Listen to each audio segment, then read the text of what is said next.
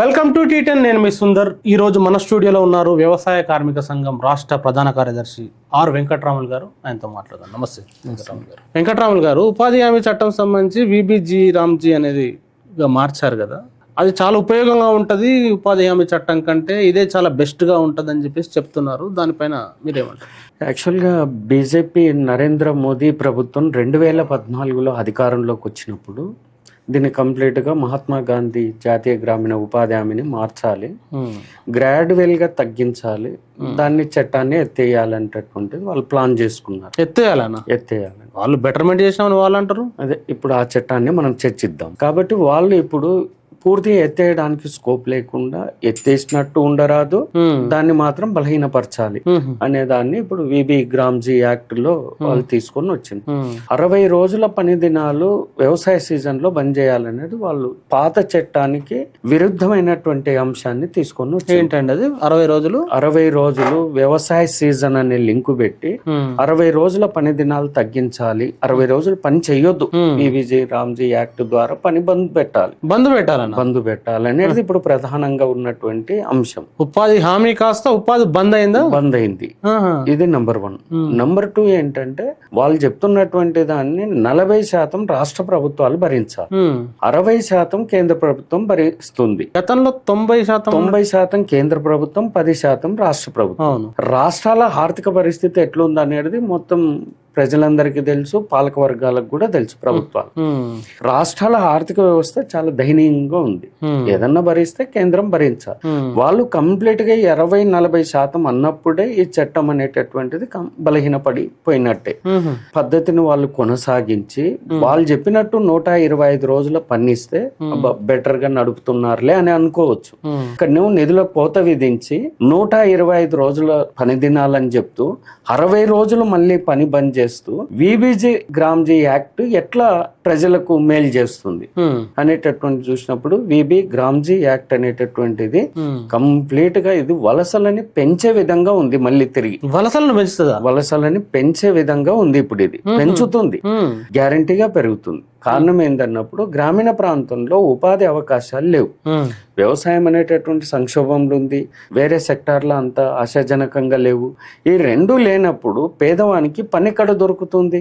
కాబట్టి పని కల్పించాల్సిన చట్టము ప్రజాస్వామ్యబద్ధంగా రాజ్యాంగ హక్కు కల్పించినటువంటి పని హక్కుని విబి గ్రామ్జీ యాక్ట్ అనేటటువంటిది రాజ్యాంగబద్ధ హక్కుని నాశనం చేసింది, వలసని పెంచే విధంగా ఉంది. ఆ చట్టం స్ఫూర్తికి భిన్నంగా ఈ చట్టాన్ని తీసుకొని వచ్చిండ్రు. కాబట్టి ఇది ప్రజలకు మేలు చేసేది కాదు, కార్మిక వర్గానికి మేలు చేసేది కాదు. ఇది తీవ్రంగా అన్యాయం చేసినటువంటి పద్ధతిలో ఈ చట్టాన్ని తీసుకొని వచ్చిండ్రు. అందుకోసం విబి గ్రామ్జీ యాక్ట్ ని వ్యతిరేకిస్తున్నాం.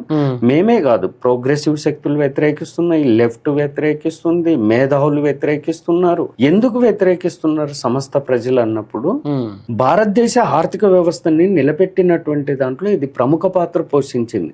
MNREGS ఎట్లా ప్రముఖ పాత్ర పోషించింది? సుమారుగా తెలంగాణలో 7 కోట్ల నుండి 12-17 కోట్ల వరకు పని దినాలు దొరికేది. ఇప్పుడు వీళ్ళు చెప్పేటటువంటి దాడి వల్ల ఇది కేవలం 4-5 వేల కోట్ల పని దినాలు దొరికేటటువంటి పరిస్థితి రేపు లేదు. 10-12 కోట్లు 17 కోట్ల పని దినాలు జరిగితే కుటుంబానికి ఆదాయం వస్తుంది. పని పెరిగి చేతి నిండా పని దొరికితే కుటుంబానికి ఆదాయం వస్తుంది, చేతి నిండా పని దొరకకపోతే కుటుంబానికి ఆదాయం తగ్గుద్ది. MNREGS ఉన్నప్పుడు చేతి నిండా పని దొరికింది, కుటుంబానికి ఆదాయం వచ్చింది. విబి గ్రామ్జీ యాక్ట్ వచ్చిన తర్వాత చేతి నిండా పని తగ్గుతుంది, కుటుంబానికి ఆదాయం తగ్గుతుంది. కాబట్టి ఇది ఆర్థికంగా పేదవాన్ని బలహీనపరిచేటటువంటిది, అని కుటుంబాన్ని ఆర్థికంగా దివాలా తీయించేటటువంటి పద్ధతి, పని దొరకనటువంటి పద్ధతి. కాబట్టి ఇది ముమ్మాటికి కొనుగోలు శక్తి కూడా తగ్గిపోతుంది, ఉత్పత్తి తగ్గిపోతుంది, అన్నిటికీ లింక్ ఇంటర్నల్ లింక్ కదా, రైట్. కొనుగోలు శక్తి తగ్గిపోతుంది, ఉత్పత్తి తగ్గిపోతుంది, దేశ ఆర్థిక వ్యవస్థ పైన అల్టిమేటిక్ గా భారం పడుతుంది. దీనివల్ల సంక్షోభాలకు దారితీస్తుంది. కాబట్టి ఇంతవరకు ప్రపంచం కుదిపేసిన ఆర్థిక సంక్షోభాలతోటి ఇండియాలో ఇది రాకపోవడానికి కారణం ఏంటంటే ప్రధాన పాత్ర పోషించింది MNREGS చట్టం వల్లనే ఈ ఆర్థిక వ్యవస్థను కూడా నిలబెట్టుకోవడం జరిగింది. ఇప్పుడు ఈ దాని వల్ల రేపు ఆర్థిక సంక్షోభానికి దారితీసేటటువంటి పరిస్థితి కూడా విబి గ్రామ్ రామ్జీ యాక్ట్ ద్వారా వస్తుంది. ఇంత లోతుగా ఇంత అర్థం చేయించేటటువంటి పద్ధతులలో చెప్తే కూడా బీజేపీ ప్రభుత్వం చాలా మొండిగా వాళ్ళకి తెలియదు. ప్రభుత్వంలో ఉన్న వాళ్ళకి ఇది ఒక ఆర్థిక సంక్షోభంగా మారబోతుంది, ప్రజల చేతులలో డబ్బులు ఉండట్లేదు, కొనుగోలు శక్తి లేకుంటే ఉత్పత్తి అయిన వస్తువులు అమ్ముడుపోవు, మొత్తం సంక్షోభం ఏర్పడుతుందని ప్రభుత్వాలకు తెలియదా? ఖచ్చితంగా తెలుస్తుంది. తెలియక కాదు. వాళ్ళు ఇప్పుడు నిర్మల్ సీతారామన్ చాలా నిష్ణాతురాలుగా మాట్లాడుతుంది. ఆమె వాస్తవంగా కూడా ఇంటెలెక్చువల్, మనమేమి కాదనేది లేదు. కానీ వాళ్ళ ఎంబడి ఉండేటటువంటి కార్పొరేట్లు, వాళ్ళ ఎంబడి ఉండేటటువంటి సంపన్నులు, వాళ్ళ ఎంబడి ఉండే కాంట్రాక్టర్లు ప్రజల యొక్క బాగోగుల గురించి కాదు. వాళ్ళ కాంట్రాక్టర్లు బాగుండాలి, కార్పొరేట్లు బాగుండాలి, సంపన్నులు బాగుండాలంటే ఇది బాగుండరాదు, వీళ్ళు బాగుండరాదు, పేదలు బాగుండరాదు, వాళ్ళు బాగుండాలి. అందుకోసం పాలక వర్గాలు వాళ్ళ ప్రయోజనం చూస్తారు తప్ప గానీ ప్రజల ప్రయోజనం చూసేటటువంటి పాలక వర్గాలు కాదు. అందుకోసం వాళ్ళ విధానాల వల్లనే ఈ సంక్షోభాలు తలెత్తుతున్నాయి. ఒకవేళ వాళ్ళకి తెలిసిన వాళ్ళు చెయ్యరు, వాళ్ళ కోసం చేస్తారు తప్ప వీళ్ళ కోసం ప్రజల కోసం చెయ్యరు. ఇది క్లియర్. చెయ్యరు కాబట్టి ఇట్లాంటి యొక్క అసమానతలు క్రమేణా పెరుగుతున్నాయి. ఒకవేళ నిజంగానే ప్రజల కోసం చేస్తే అసమానతలు తగ్గుతాయి. కానీ అసమానతలు తగ్గట్లేదు, ద్రవ్యోల్బణం తగ్గట్లేదు, దరిద్రం తగ్గట్లేదు, ఆకలి తగ్గట్లేదు, ఆకలి చావులు తగ్గట్లేదు. ఇవి ఉండాలనేది కూడా వాళ్ళ విధానంలో అంతర్భాగమే. ఎందుకోసం ఇది ఎంత దరిద్రంగా ఉంటే ప్రజలు ప్రభుత్వాల పైన ఆధారపడాలనుకుంటారు. ప్రభుత్వము ప్రజలు వాళ్ళు స్వతంత్రంగా జీవించాలనుకోరు, వాళ్ళ పైన డిపెండ్ ఆన్ గా ఉండాలని అనుకుంటారు. ఉంటేనే వాళ్ళ యొక్క ఆగడాలు, వాళ్ళ యొక్క రాజకీయాల పబ్బాలు, ఓట్లు ఇవల్ల కొనసాగుతూ ఉంటాయి. అందుకోసం ఈ చట్టము మంచి ఆర్గ్యుమెంట్ జరుగుతుంది. ఈ చట్టం అనేటటువంటిది సంపన్నుల మధ్యన, పేదల మధ్యన బార్గెనింగ్ సిస్టాన్ని పెంచింది. నా హక్కు అనే బార్గెన్ సిస్టాన్ని పెంచింది. ఒక స్వతంత్రునిగా బతికే జీవించేటటువంటిది పెరిగింది. అందుకోసం ఈ దాన్ని దెబ్బతీయడానికి బీజేపీ మళ్ళీ వాళ్ళ మీద, సంపన్నుల మీద ఆధారపడాలి, ప్రభుత్వం మీద ఆధారపడాలి, వీళ్ళు ఇండిపెండెంట్ గా ఉండకూడదు, స్వతంత్రంగా ఆలోచించకూడదు, స్వతంత్ర కొనుగోలు శక్తి ఉండొద్దు, వాళ్ళు ఆర్థికంగా ఉంటే నష్టం అవుతుంది. అందుకోసం డిపెండ్ ఆన్ కోసమే బీబీజీ చట్టాన్ని తెచ్చిండ్రు. ఇంత పెద్ద కుట్ర దాగుంది, విశాలంగా ఉంటుంది. దీని వెంబడ ఇంత విశాలమైనటువంటి అంశం దాగి ఉంది. ఇది ఖచ్చితంగా ఆర్థిక అంశంతో ముడిపడ్డటువంటిది కాబట్టి వాళ్ళు ఈ కుట్రపూరితమైనటువంటిది ఈ చట్టాన్ని ఓ రకంగా చెప్పాలంటే ఓ కుట్రపూరితమైనటువంటి ప్రజలపైన దాడి చేస్తున్నటువంటి చట్టం ఇది. ప్రజల శ్రేయస్సు కోసం కాదు, అది కుట్ర. ఆ కుట్రని భగ్నం చేసే పని ఈ రోజు వ్యవసాయ కార్మిక సంఘాలు, ప్రోగ్రెసివ్ శక్తులంతా కూడా ఫైట్ చేస్తున్నాయి. అదే మీ వ్యవసాయ కార్మిక సంఘమే గత దశాబ్దాలుగా కూలీల కోసం, కూలీల హక్కుల కోసం భూమి పంచాలని చాలా పోరాటాలు చేస్తుంది, కేసుల పాలవుతున్నారు. ఈ నేపథ్యంలోనే మీ మహాసభలు జరగబోతున్నాయి రానున్న 20వ తారీఖు నుండి. ఏ ఎజెండాలో ప్రధానంగా మీరు చర్చించబోతారు మహాసభలు? సుందర్ గారు, మీరు అన్నట్టుగా భూమి అనేటటువంటిది ఒక కీలకమైనటువంటి ఎజెండా. అది మాకే కాదు, భారతదేశం యొక్క భవిష్యత్తు నిర్ణయించేటటువంటి ఎజెండా. ఎందుకోసం అంటే భూమి అనేటటువంటిది వికేంద్రీకరణ జరిగిపోవాలి, ప్రజల దగ్గరికి వెళ్ళాలి. ఆ భూమి అనేటటువంటి భూమి ద్వారా సంపద సృష్టించబడాలి. సంపద సృష్టించబడితే ఖచ్చితంగా దేశ అభివృద్ధి సాధ్యమైన ప్రపంచ దేశాల్లో చాలా అదే జరిగింది. ఇక్కడ ఏంటంటే భూమి కేంద్రీకృతం అయ్యింది. భూస్వామ్య వర్గం, భూమి కొంతమంది దగ్గరనే భూస్వామ్య వర్గంతో కావచ్చు, ఇప్పుడు నయా భూస్వామ్య విధానం ఏదైతే రియల్ ఎస్టేట్ వేల ఎకరాలు కేంద్రీకృతం కాబడ్డటువంటిది కావచ్చు, ప్రభుత్వాలు సేకరిస్తున్నటువంటి లక్షల ఎకరాల భూములు కావచ్చు. అంటే భూమి అనేటటువంటిది ఒక సామాన్యమైనటువంటి ప్రజల దగ్గర ఉండడానికి వీల్లేదనేటటువంటి విధానాలు కొనసాగుతుంది. కాబట్టి భూ వనరుని వ్యాపార వనరుగా చూస్తున్నారు, అంటే ఆదాయ వనరుగా చూస్తున్నారు, వ్యాపార వనరుగా చూస్తున్నారు. భూమి అనేటటువంటిది ఇది ఒక సంపదకు కేంద్రము, సంపదని సృష్టించేటటువంటి మనుషుల దగ్గర ఉండాలనేటటువంటిది చూడట్లేదు కాబట్టి ఇప్పుడు అనేక సమస్యలకు దారితీస్తుంది. సమస్యలు అన్నప్పుడు ఆహార ధాన్యం కొరత ఇప్పుడు క్రిటికల్ గానే ఉంది. చేతి నిండా భూమి ఉంటే చేసుక బతకడానికి అవకాశం ఉంటది, భూమి లేనటువంటి పేదలు ఉన్నారు. కాబట్టి భూమి పైన ఆధారపడి జీవిస్తున్నటువంటి వాళ్ళు గ్రామీణ ప్రాంతంలో 60 నుండి 70% ఉన్నారు. 60 నుండి 70% మందికి భూమి కావాలి సబ్సెంట్ గా. ఆ భూమి అనేటటువంటిది వాళ్ళ దగ్గర లేదు. భూమి కొంతమంది దగ్గరనే ఉంది. మీరు ఆధిపత్య ఒక వర్గానికి సంబంధించిన ఒక వర్గ ప్రజలకు సంబంధించి చూస్తే 4% ప్రజలు ఉంటే 13% భూమి ఉంది వాళ్ళ దగ్గర. 17-18% దళితు ఉంటే, గిరిజనులు 12% ఉంటే, వీళ్ళ దగ్గర భూమి అనేటటువంటిది కనీసమైనటువంటిది 10-12% భూమి కూడా లేదు అందరితో. వీళ్ళ జనాభా శాతం ఎక్కువ, కుటుంబాల శాతం ఎక్కువ, భూమి చూస్తే తక్కువ. ఆధిపత్యం ఒక వర్గానికి సంబంధించింది, జనాభా కుటుంబాల సంఖ్య తక్కువ, వాళ్ళ దగ్గర ఉన్నటువంటి భూమి కేంద్రీకరణ ఎక్కువ. ఈ వ్యత్యాసం అనేటటువంటిది ఉంది. రెండవది భూమి ప్రభుత్వం దగ్గర ఉంది. సుమారుగా 2.5 లక్షల హెక్టార్ల భూమి ప్రభుత్వం దగ్గర ఉంది. 2.5 లక్షల హెక్టార్లకు పైగా ప్రభుత్వం పేదల నుండి సేకరించిన భూమి ఉంది అదే మోతాదులో. ఇంత భూ బ్యాంకుగా ప్రభుత్వం దగ్గర ఉంది, భూ బ్యాంకే ఉంది. భూమిని మాత్రం ఇవ్వడానికి చేతులు రావడం లేదు. భూమి ఇస్తే వానికి ఆత్మవిశ్వాసంతో ఉంటాడు, ఆత్మ గౌరవంతో ఉంటాడు, వాడు స్వతంత్రంగా బతుకుతాడు, స్వతంత్రంగా జీవిస్తాడు, స్వతంత్రంగా పిల్లవాడిని చదివించుకుంటాడు, స్వతంత్రంగా ఆరోగ్యం యొక్క జ్ఞానం పెరుగుతుంది, ఆరోగ్యాన్ని వాడు కాపాడుకుంటాడు. ఈ శక్తి పేదవానికి రాకూడదు అనేటటువంటిది పాలకవర్గంతో ఉంటది. ఆ శక్తి ఉండరాదు పేదవానికి. అదే మీరు అన్నట్టే కేంద్రీకరించడం అనేది నిజంగా ఈ భూ సేకరణ పేరుతోటి ప్రభుత్వాలు ఈ చిన్న కమర్షియల్ ఎస్సీ ఎస్టీ బీసీల చేతిలో ఉన్న భూములు అసైన్ ల్యాండ్స్ ను ప్రధానంగా టార్గెట్ చేస్తున్నారు. తర్వాత రియల్ ఎస్టేట్ పేరుతోటి వీళ్ళు 1000 ఎకరాలు చేసుకుంటున్నారు. అంటే కొన్ని దశాబ్దాలుగా కొట్లాడి సంపాదించుకున్న చిన్న చిన్న భూములన్నీ మళ్ళీ ఒక దగ్గరికి వెళ్ళిపోతున్నప్పుడు ఎట్లా బతకాలి ప్రజలు? అదే బతకరాదు. ప్రజలు అనేటటువంటి వాడు స్వతంత్రంగా బతకరాదు. వాళ్ళు ఒకప్పుడు పంపిణీ జరగడానికి కూడా కారణం మేమే. వ్యవసాయ కార్మిక సంఘాలు, లెఫ్ట్ ఆర్గనైజేషన్స్, వామపక్ష పార్టీలు, ప్రోగ్రెసివ్ శక్తులు, సమాజంలో ఉన్నటువంటి ఈ పేద వర్గాల ప్రజలకు సంబంధించిన ఆస్తిపాస్తులు పెరగాలి, స్వతంత్రంగా ఉండాలని ఒక పెద్ద భారీ ఉద్యమాలు జరిగినాయి దేశంలో. తెలంగాణ రాష్ట్రంలో చూస్తే తెలంగాణ రైతాంగ సాయుధ పోరాటం జరిగింది. మహారాష్ట్రలో చూస్తే వర్లీ తిరుగుబాటు పోరాటం జరిగింది. బెంగాల్లో తెబాగా పోరాటం జరిగింది.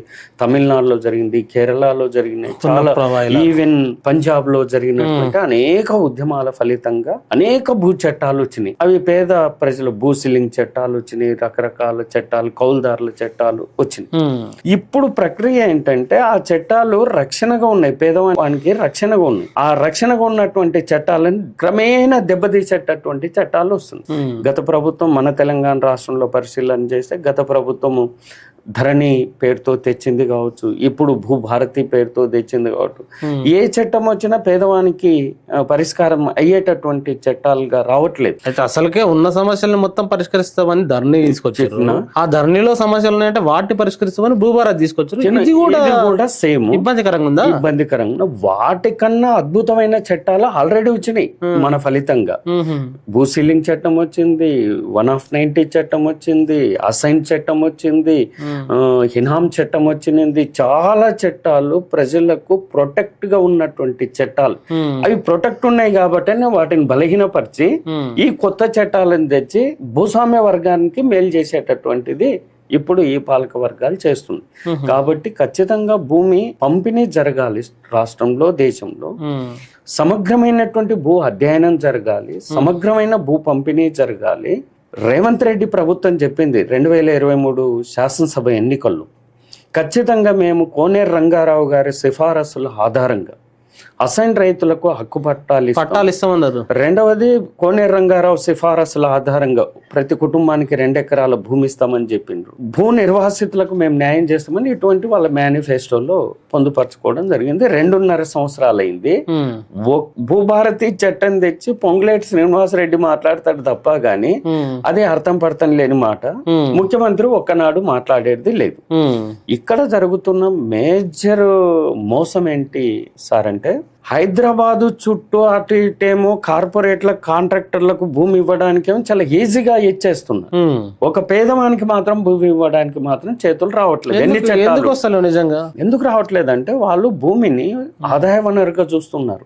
అంటే పేదవానికి ఇస్తే ఆదాయ వనరు కాదు, భూమి వాంతో తీసుకోవాలి. ఉన్న భూమిని అమ్ముకోవడం వల్ల ప్రభుత్వం ఆదాయ వనరుగా చూస్తుంది. కానీ అది ఒక సామాజిక బాధ్యత అనేటటువంటి అంశాన్ని ప్రభుత్వాలు చూడట్లేదు. భూమి అనేది ఒక సామాజికమైనటువంటి బాధ్యత అది. ప్రజలకు తిండి పెట్టే బాధ్యత, ప్రజలు జీవించే బాధ్యత, జీవించే హక్కు కలిగిన బాధ్యత, సంపదని సృష్టించే బాధ్యత. భూమి అనేటటువంటిది సమస్త సమస్యలకు పరిష్కార మార్గాన్ని చూయిస్తుంది. కానీ ఆ దాన్ని ఆ కీలకమైనటువంటి అంశాన్ని వీళ్ళు ఈ టైప్ ఆఫ్ ఉపయోగించుకునే ప్రయత్నం చేస్తున్నారు. కాబట్టి పేదవానికి వాళ్ళు భూమి ఇవ్వరు. అంతిమంగా భూ ఉద్యమాలు జరగాల్సిందే, అంతిమంగా భూ పోరాటాలు నిర్వహించి భూమిని లాక్కోవడం తప్ప వేరే మార్గం లేదు. పాలక వర్గాలు ఇస్తాయనేది అప్పుడు లేదు, ఇప్పుడు లేదు. ఎప్పుడైనా యుద్ధం ద్వారానే. అంటే ఈ ఎజెండా చాలా కీలకంగా ఉంటుంది. తెలంగాణ రాష్ట్రంలో 1,15,00,000 కుటుంబాలు ఉంటే సుమారుగా 42 లక్షల కుటుంబాలకు భూమి లేదు తెలంగాణ రాష్ట్రంలో. ఇది ప్రభుత్వాలు లెక్కలు ఉన్నాయి, ప్రభుత్వాలు చెప్తున్న లెక్కలు ఉన్నాయి, అనేక సంస్థలు సర్వే చేసి చెప్తున్నటువంటి. కాబట్టి 42 లక్షల మందికి భూమి లేదని అంటే వాడు ఎంత అత్యంత పేదరికం, జీవించడానికి దుర్భరమైనటువంటి పరిస్థితి అనుభవిస్తున్నారు. కాబట్టి భూ ఉద్యమానికి చాలా ప్రాధాన్యత ఉంది. భూ ఉద్యమం నడవడానికి ఇక్కడ స్కోప్ ఎక్కువ ఉంది తెలంగాణలో. ఖచ్చితంగా దీన్ని ఒక ఎజెండాగా మార్చి ఈ ఉద్యమాన్ని నిర్మించాలంటేటువంటి మా మహాసభ చర్చించబోతుంది. అటువంటి నిర్ణయాలు ఈ మహాసభలో చేస్తాం. భూమికి అంత ప్రాధాన్యత ఉంది. ఇంకెన్ని ఎజెండాలు ఉన్నాయి? అట్లానే ప్రధానంగా మేము డైరెక్షన్ చేయబోతున్నటువంటి ముఖ్యమైనటువంటి ఎజెండా సార్ అదేంటన్నప్పుడు, గ్రామీణ ప్రాంతంలో వ్యవసాయేతర కార్మిక వర్గం డెవలప్ అవుతుంది. అంటే వ్యవసాయ కార్మికులు మొత్తం వ్యవసాయంలోనే పని చేయట్లేదు, పని సఫిషియెంట్ గా దొరకట్లేదు, కావాల్సినంత దొరకట్లేదు. వాడు వ్యవసాయ పని ఉన్నప్పుడు వ్యవసాయం చేస్తాడు, వ్యవసాయం లేనప్పుడు అసంఘటిత రంగ కార్మికునిగా మాట్లాడుతాడు. అక్కడ నుండి ఇంకో పని దొరకాలంటే అక్కడ నుండి మారుతాడు. అంటే సంవత్సరంలో మల్టీఫుల్ వర్క్ ఒక వ్యవసాయ కార్మికుడు చేస్తాడు. ఒక దగ్గర బిల్డింగ్ వర్కర్ అవుతాడు, ఒక దగ్గర పండ్ల తోటల్లో పనిచేసే వర్కర్ అవుతాడు, ఇంకో దగ్గర ఇసుక క్వారీలో పనిచేసే వర్కర్ అవుతాడు, ఇటుక బెట్టల్లో పనిచేసే కార్మికుడు అవుతాడు. మల్టీఫుల్ వర్క్ ఇప్పుడు వ్యవసాయ కార్మికుడు చేస్తున్నాడు. ఒక వ్యవసాయ కార్మికునిగానే జీవించడం సాధ్యం అవ్వట్లేదు. 365 రోజుల్లో వ్యవసాయ రంగంలో అన్ని పని దినాలు దొరకడం లేదు. కేవలం 60-70 పని దినాలు మాత్రమే దొరుకుతున్నాయి. 70 రోజులు పని చేసుకుంటే మిగతా 290 రోజులు వాడు జీవించాలి కదా. కాబట్టి ఇటువంటి ఇతర పనులలో వ్యవసాయ కార్మికుడు నిమగ్నమై ఉన్నాడు.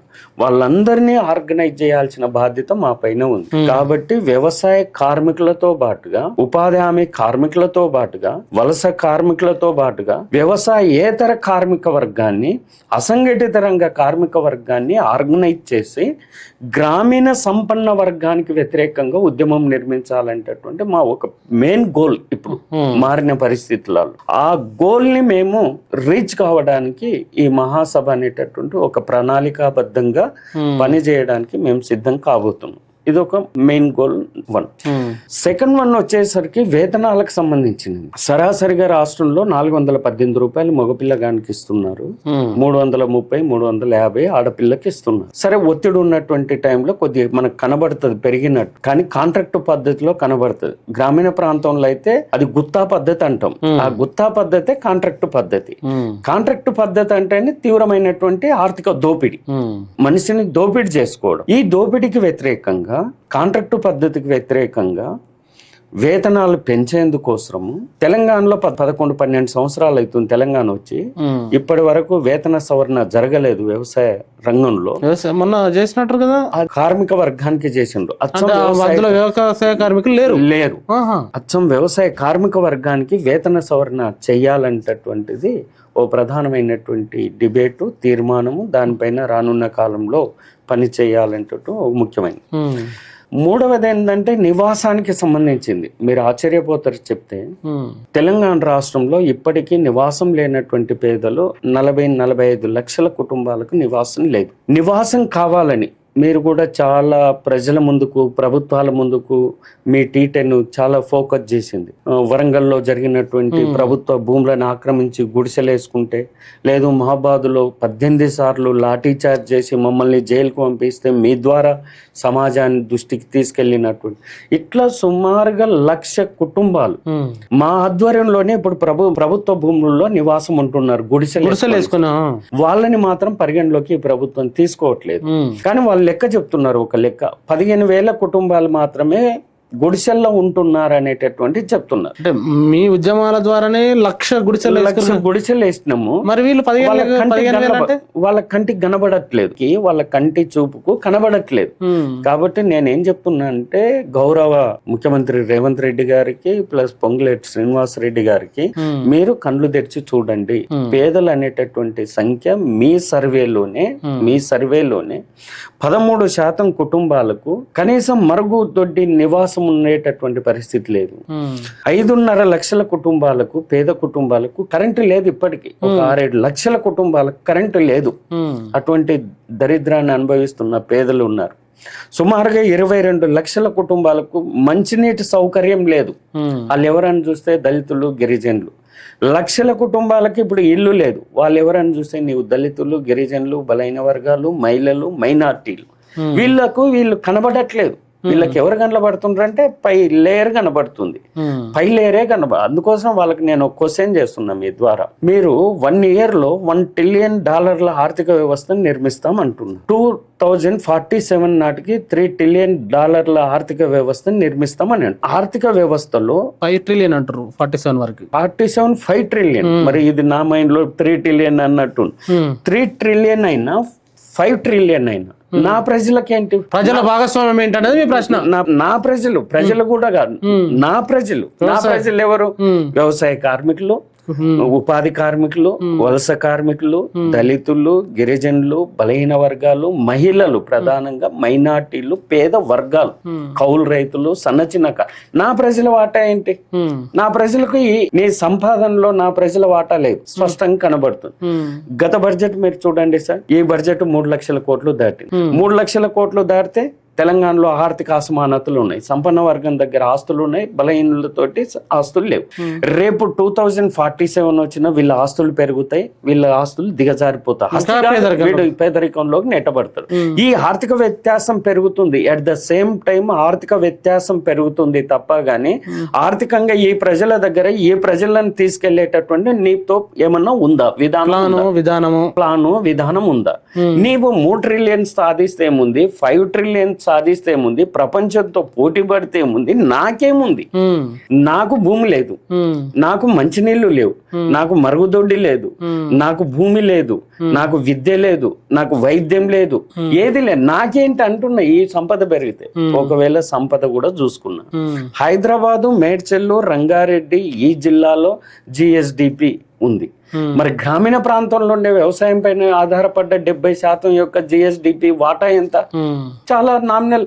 ఇటువంటి ఆర్థిక ఈ ప్రాంత అసమానతలు కూడా ఉన్నాయి. నువ్వు దీన్ని ఎట్లా లెవెల్ చేస్తారు? లెవెల్ చేయడం అంటే ఖచ్చితంగా నువ్వు గ్రామీణ ప్రాంతంలో ఉన్న చిన్నకారు రైతు, పేద రైతులు, మహిళలు, ఈ ప్రజలనైతే నువ్వు వాళ్ళని అభివృద్ధి చేయడానికి నీ ప్రణాళిక ఉండాలి. నీ ప్రణాళిక లేనే లేదా? ఉన్న ప్రణాళిక అమలు జరగదా? ఉన్న ప్రణాళిక అంటే 6 పథకాలు అని చెప్పిను, అందులో నా పథకం ఒకటి కూడా నా దరి చేర. 6 పథకాలలో వ్యవసాయ కార్మికులకు గానీ, చిన్న సన్నకారు రైతులకు గానీ విలుకు భయపడేది ఏది లేదా? ఏముంది? ఇప్పుడు 12,000 ఇస్తున్నారు, ఇవ్వలేదు.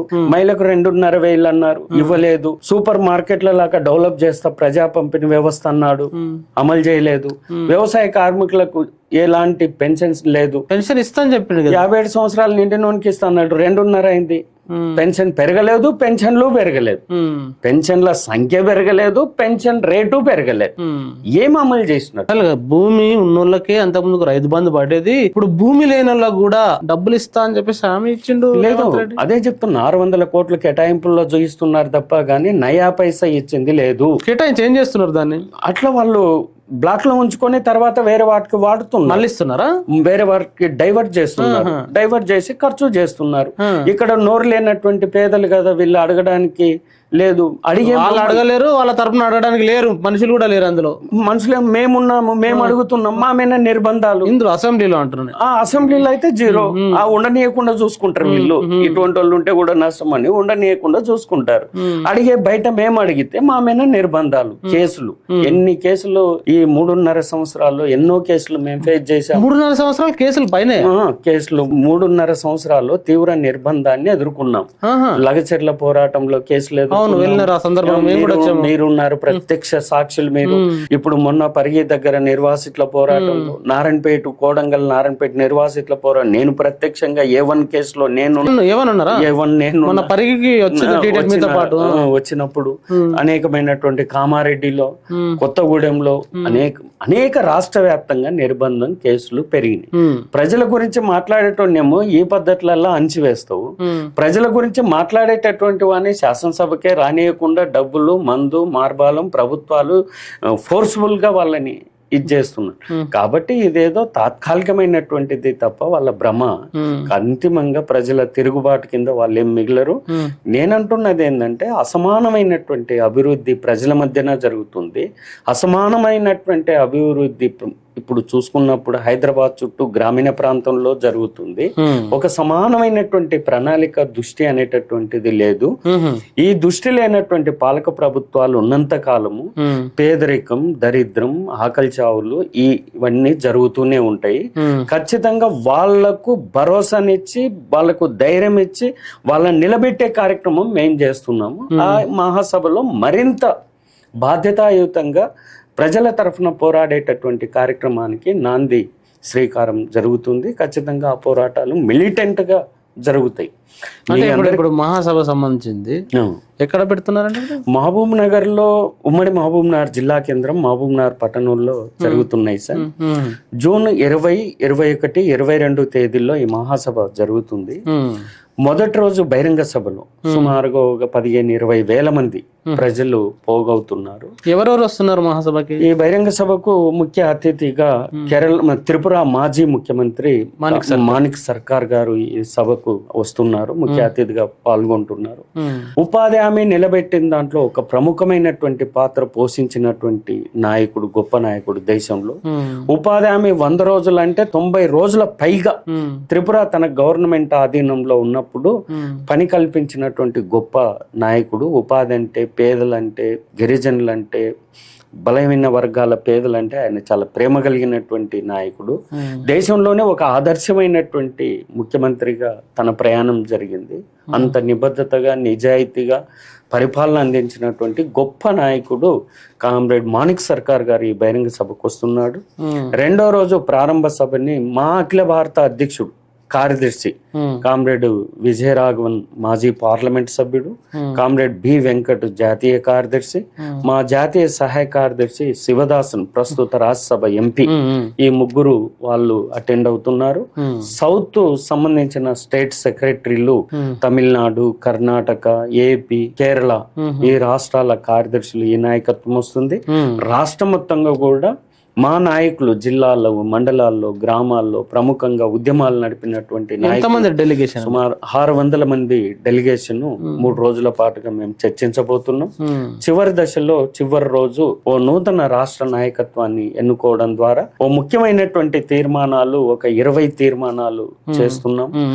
అందులో ప్రజలందరికీ కూడా ప్రెస్ ద్వారా అన్ని ప్రకటించినప్పటికీ 3-4 తీర్మానాలు చాలా ముఖ్యంగా డిబేట్ చేసి మేము ప్రజల ముందుకు తీసుకెళ్ళాలని, అట్లానే కమిషన్స్ వేసి చర్చలు చేస్తున్నాం. కొన్ని 8 కమిషన్లు.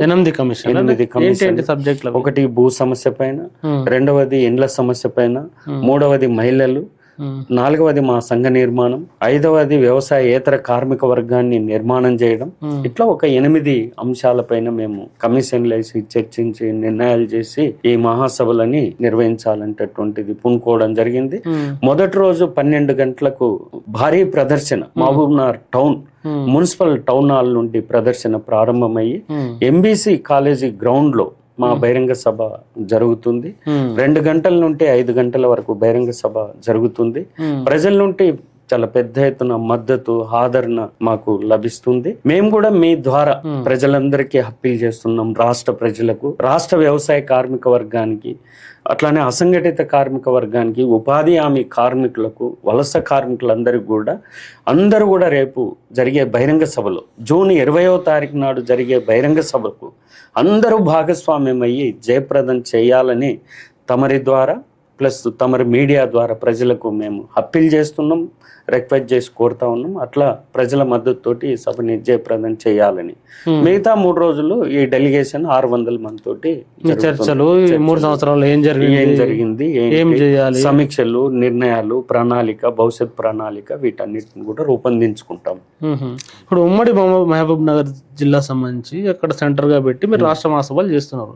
ఉమ్మడి మహబూబ్ నగర్ లో కూడా ప్రాజెక్టులకు సంబంధించి మీ కార్మిక వర్గం సంబంధించిన సమస్యలు ఉన్నాయి, దాన్ని ఎట్లా అడ్రస్ చేయబోతున్నారు? సరే, యాక్చువల్గా ఉమ్మడి మహబూబ్ నగర్ జిల్లా ప్రాజెక్టుల కోసం ఒక ప్రధానమైనటువంటి పాత్ర పోషించిన దాంట్లో మేమున్నాం. జిల్లా సమగ్ర అభివృద్ధి కోసం పాదయాత్ర నడిపినటువంటి చరిత్ర మాకుంది.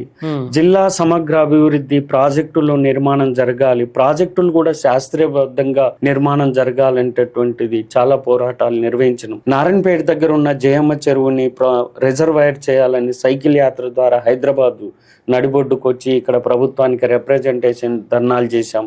కల్వకుర్తి లిఫ్ట్ ఇరిగేషన్ ప్రారంభించాలి, జూరాలని ఆధునీకరించాలి, భీమా ప్రాజెక్టుని ఎక్స్టెండ్ చేయాలని చాలా పోరాటాలు మేము నిర్వహించడం జరిగింది. ప్రధానంగా మహబూబ్నగర్ జిల్లాలో ప్రాజెక్టులు రావడానికి సార్, మహబూబ్నగర్ జిల్లా అంటేనే పాలమూరు వలస జిల్లా అనేటువంటి పేరున్న జిల్లా. కరువు కాటకాలతోటి, బాంబే వలసలు, అనారోగ్యాలకు, అనేకమైనటువంటి డిసీజ్కు గురైనటువంటి ప్రజలు, అటువంటి స్థితిలో ఉన్నటువంటి జిల్లాని మా ఉద్యమాలు పాలక వర్గాలపైన ఒత్తిడి తేవడం ద్వారా అనేకమైనటువంటిది ఈ కాలంలో కొన్ని ప్రాజెక్టులు వచ్చింది, కల్టివేషన్ పెరిగింది, ఇదల్లా ఓకే. కానీ మేము చేసినటువంటి పాత్ర సార్, మీ ద్వారా ఇప్పుడున్న జనరేషన్కు తెలవాలి.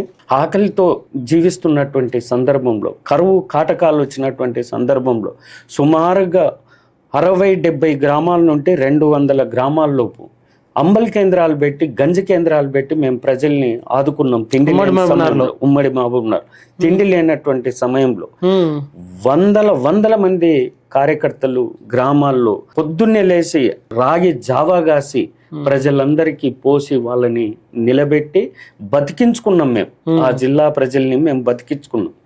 దీన్ని గ్రహించినటువంటి ఆనాడు 83 తర్వాత ఉన్నటువంటి ఎన్టీ రామారావు గారు ముఖ్యమంత్రి సార్, కరువు పింఛన్లు ఇచ్చిన మా పోరాటాన్ని చూసి ప్రశంసించి ప్రజల పక్షాన నిలబడేటటువంటి నిజాయితీ కలిగినటువంటి వాళ్ళు వీళ్ళే అని డైరెక్ట్ గా వచ్చి కరువు పింఛన్లు ప్రకటించినటువంటిది.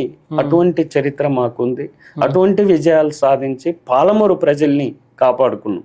రెండవది సార్, వలస విపరీతంగా ఉన్నటువంటి వలసలో తిండి అయినా పెట్టండి, పని అయినా చూపెట్టండి, అట్లా ఆదుకోవాలని పనికి ఆహార పథకం రావడానికి కారణమైనటువంటిది మేము. పనికి ఆహార పథకంలో అన్యాయం జరుగుతుంది, అవినీతి జరుగుతుందని ఫైట్ చేశాం. మళ్ళీ దాన్ని పనికి గ్యారంటీ చేస్తూ ఉపాధి హామీ చట్టం వచ్చింది. ఆ నేపథ్యంలోనే వచ్చింది. మహబూబ్నగర్ వలసలు తగ్గిన మాట నిజం. ఫలితంగా మహబూబ్నగర్ ప్రజలు ఇప్పుడు సన్న చిన్నకారు రైతాంగం ద్వారా ఇట్లా అభివృద్ధి అయిన మాట నిజం. కానీ ఇప్పుడు జరుగుతున్న దాడి ఏంటి సార్ అంటే, ఓ భయంకరమైనటువంటి దాడి కేంద్ర బీజేపీ వల్ల, బీబీ గ్రామ్జీ యాక్ట్ వల్ల మాకు భయం వేస్తుంది. మళ్ళీ పాలమూరు వలసలు మళ్ళా పెరుగుతాయేమో. మళ్ళీ వలసలు పెరుగుతాయి. ఈ చట్టం వచ్చింది కదా, ఈ చట్టం రాకన్నా ముందు ఉపాధి హామీ చట్టం వలసలు నివారించింది, కరువుని నివారించింది. కానీ బీబీ గ్రామ్జీ యాక్ట్ ద్వారా మళ్ళీ వలసలు పెరుగుతాయేమనేటటువంటి భయం ఇప్పుడు నెలకొంటుంది. ఖచ్చితంగా మళ్ళీ ఫైట్ జరగాలి. ఫైట్ జరగడానికి రేపు ఈ మహాసభలు ఉపయోగపడతాయని భావిస్తున్నాం. గత మహాసభల నుంచి ఇప్పటి వరకు మీ సంఘంగా చేసిన ఉద్యమాలలో విజయం సాధించినాయా, ఫలితాలు సాధించినాయి, లేకపోతే ప్రభుత్వం సంబంధించి మీ భాషలో చెప్పాలంటే మెడలు వంచి ప్రజల హక్కుల్ని కాపాడుకున్న ఏమన్నా పోరాటాలు ఉన్నాయా? పోరాటాలు ఉన్నాయి సార్. ఒకటి, వలసలను నివారించేటటువంటి దాంట్లో ఉపాధి హామీ చట్టాన్ని సాధించింది మేము. గిరిజన భూములకు హక్కు రైట్ని కల్పించినది ఈవెన్ మహబూబ్నగర్ జిల్లా కావచ్చు, ఆంధ్ర రాష్ట్రం కావచ్చు, భారతదేశంలో ఆ చట్టాలను సాధించింది మేము. గిరిజనులకు కాస్త భూములు, పట్టాలు, హక్కులు పొందించింది మేము. అసైన్డ్ దారులకు అసైన్డ్ భూ హక్కులు, అసైన్డ్ని వాళ్ళ పేదల చేతుల్లో ఉండడానికి అసైన్డ్ చట్టాలను సాధించింది మేము. అదే మహబూబ్నగర్ జిల్లా చూసినప్పుడు కరువు పెన్షన్లు సాధించింది మేము. అదే మహబూబ్నగర్ జిల్లాలో చాలా ఉద్యమాలు నడిపి పేదవానికి భరోసానిచ్చి అట్లా వేతనాలు పెంచుకున్నటువంటి చేసింది మేము.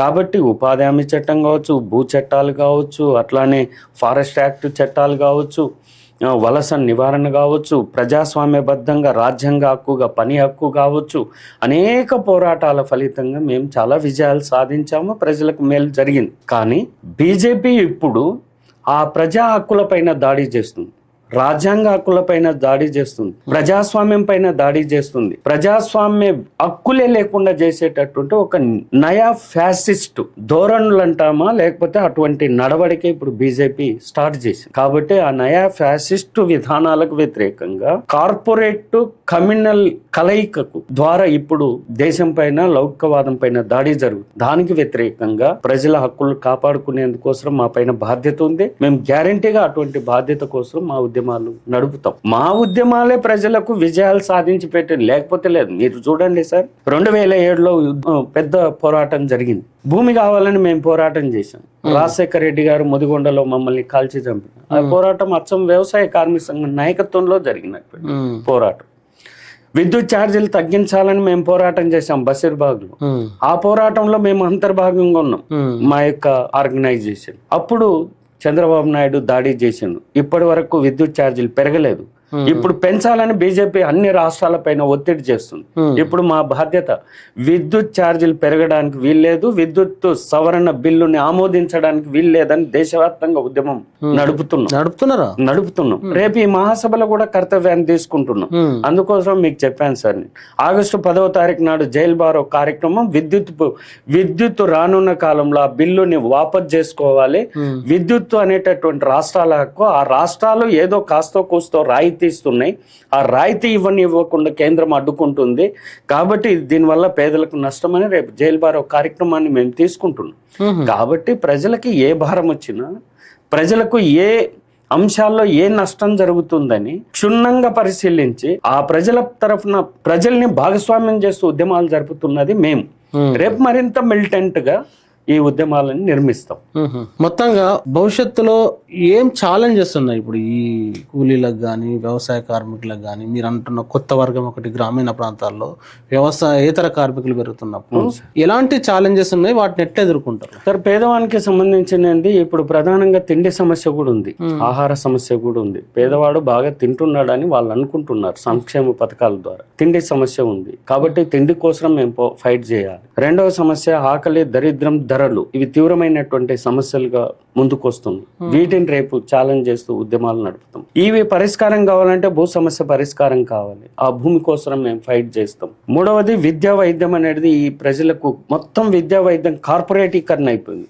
దాన్ని పేదలకు అందాలని మేము ఫైట్ చేస్తాం. మాకు ఓ పెద్ద ఛాలెంజ్ యాక్టివిటీ అది, దాన్ని మేము ఫైట్ చేస్తాం. మూడవది గృహ నిర్మాణం అనేటటువంటి ఒక తీవ్రమైన సమస్య ఉంది. సాగు భూమి గృహ నిర్మాణం, పేదలకు సమగ్రంగా భూ పంపిణీ జరగాలి, గృహ నిర్మాణం జరగాలి. వాళ్ళు చెప్తున్నారు 5 లక్షలతో నిర్మాణం అని. మేము డిమాండ్ చేస్తున్నాం ప్రధానమంత్రి ఆవాస్ యోజన కింద గృహ నిర్మాణానికి 10 లక్షలు ఇవ్వాలని డిమాండ్ చేస్తున్నాం. ఈ రాష్ట్ర ప్రభుత్వం బాధ్యత వహించాలి. ఈ పద్ధతులలో రేపు మాకు ఇది ఒక ఛాలెంజ్ గా ఉంది, దీనిపైన మేము ఫైట్ చేస్తాం. వేతన సమస్య ఉంది, దానిపైన ఫైట్ చేయాలి. అంతిమంగా గ్రామీణ సంపన్న వర్గానికి వ్యతిరేకంగా ఇక్కడ మేము కొద్ది కాలంలో ఇక్కడ ఈ వర్గ దృష్టిలో కొద్దిగా మేమంతా మిలిటెంట్ గా జరగలేదని భావిస్తున్నాం. రేపు గ్రామీణ సంపన్న వర్గానికి వ్యతిరేకంగా గ్రామీణ పేదల్ని కూడగట్టి ఆ సంపన్న వర్గానికి వ్యతిరేకంగా ఫైట్ చేయడం అనేది మా మెయిన్ గోల్. దానిపైన మేము ఎక్కువ రానున్న కాలంలో పనిచేస్తాం. గ్రామీణ సంపన్న వర్గమే పాలక వర్గాలకు ప్రతినిధులుగా ఉంటున్నారు. 2 విధాలుగా దాడి జరుగుతుంది. ప్రభుత్వం తరఫున పాలక వర్గంగా దాడి చేస్తున్నారు, సంపన్న వర్గంగా దాడి చేస్తున్నారు. ఆస్తి పాస్తులు కూడా వాళ్ళే ధనవంతులుగా ఉన్నారు, వాళ్ళు దాడి జరుగుతుంది. కాబట్టి ఆ బాధ్యత మేము తీసుకోవాలి. ఇప్పుడు ఈ దోపిడీకి వ్యతిరేకంగా కూడా మేము ఫైట్ చేయాలి. ఇటువంటివి అంశాలను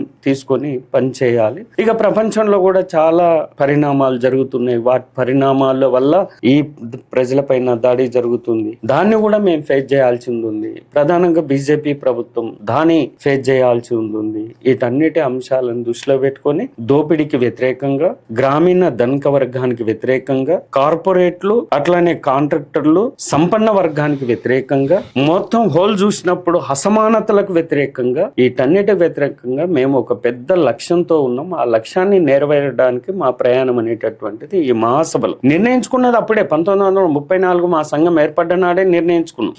మా ప్రయాణంలో కొన్ని విజయాలు, మా ప్రయాణంలో కొన్ని ఒడిదుడుకులు, ఇది మహనీయులు స్థాపించిన జెండా పుచ్చలపల్లి సుందరయ్య, అచ్యుతానందను, చాలా పెద్ద పెద్ద గొప్ప నాయకులు స్థాపించిన వ్యవసాయ కార్మిక సంఘం ఇది. కాబట్టి దీన్ని మేము ఈ ప్రయాణంలో ముందుకు తీసుకెళ్తున్నాం, ప్రజలకు అండగా నిలబడి పనిచేస్తున్నాం.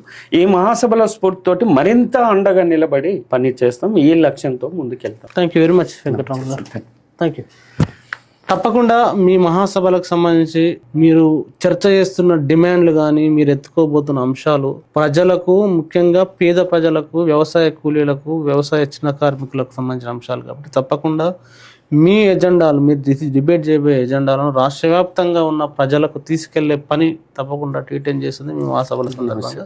థ్యాంక్ యూ వెంకటరామన్ గారు. ప్రజలారా విన్నారు కదా, వ్యవసాయ కార్మిక సంఘం మహాసభలు 20వ తారీఖు నుండి 23వ తారీఖు వరకు జరగబోతున్నాయి. తప్పకుండా అక్కడి వీళ్ళు చర్చించే అంశాలని తెలంగాణ తెలుగు ప్రజలందరికీ తీసుకెళ్లే ప్రయత్నం టీ10 చేస్తుంది. ఆ మహాసభ బహిరంగ సభకు మాణిక్ సర్కార్ గారు వస్తున్నారు. ఆ బహిరంగ సభ లైవ్ ఎక్స్క్లూజివ్ గా టీ10 లో మీరు చూడొచ్చు. అదేవిధంగా అనేక పోరాటాలు, అనేక సమస్యలు, అనేక అడ్డంకులు ఉన్నాయి. వాటిని దాటుకొని మేము ముందుకెళ్లాల్సిన అవసరం ఉందని చెప్పేసి వెంకటరామన్ గారు చెప్తున్నారు. మరి ఆయన చెప్పిన అంశాలపైన తప్పకుండా మీ కామెంట్ రాయండి. Thank you very much. చూస్తూనే ఉండండి టీ10.